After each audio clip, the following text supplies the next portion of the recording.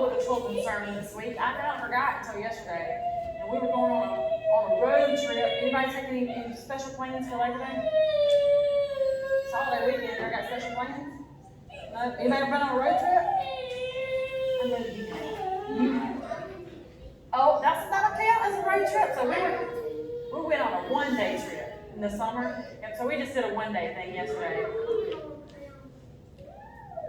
So where? You forgot where? To the beach too. Alright, well we were headed up to the mountains, to Linville, North Carolina, if you ever been there. And it hit me halfway up to I didn't have a children's sermon and I didn't know what time I was going to be home, so I better come up with something better happened yesterday that made a good children's sermon.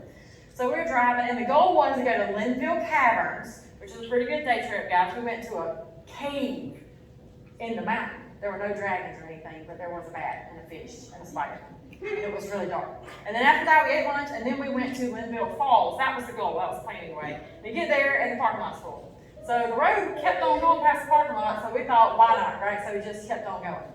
Turns out, it was more like rock crawling. Have you ever seen those big Jeeps with the big tires? Kind of like, and they're all like in the mountains. I don't know what I'm talking about. You know. Turns out, that's kind of what it was like, and we were in the Explorer. The roads were very bad. So we stopped. I mean, it was more than a pothole. It was pretty extreme. And there were people camping, and the girls were giggling because they thought there's probably bears in these woods, and there's people camping.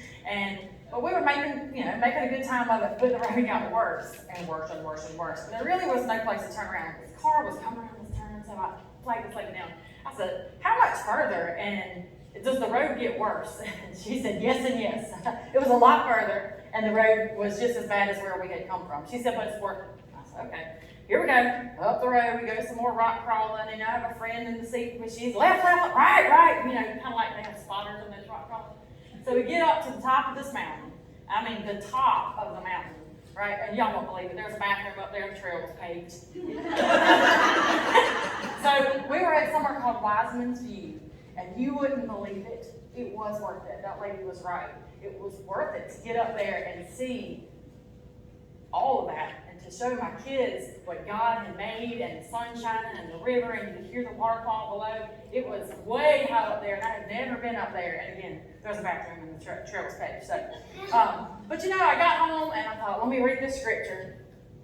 No, I was back up. Coming down wasn't just as scary as going up, because it got kind of hairy there for a little while. But I read the scripture, the gospel that the preacher just read, and it talks about Jesus preparing his disciples, or what it's going to be like to be a disciple, and what they had to give up, and that the way was not going to be easy. And I thought back to my trip, and then I had asked God for a children's sermon. I thought that way was not easy.